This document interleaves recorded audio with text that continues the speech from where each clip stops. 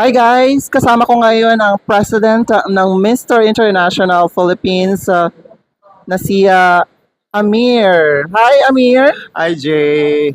Kumusta ka naman ngayon? Ito, medyo pagod pero excited ako because few hours na lang, I'll be seeing my new Kings. Ayan, how excited are you to see the new Kings?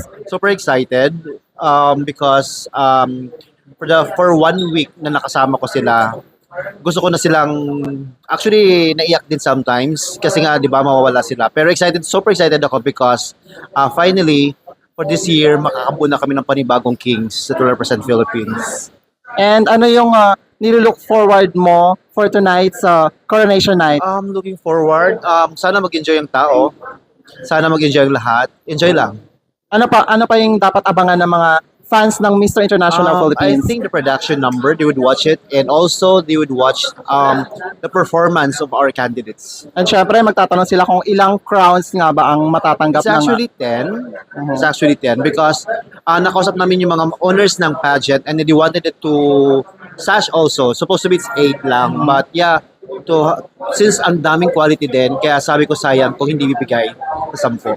Exactly. And if given a chance, of course, na makaupo bilang hurado, ano yung mga hinahanap mong katangian na kagaya ni Austin? Well, aside from like Austin, pero mahirap. Siguro ano lang, just yung makikita kong nag-enjoy sa stage.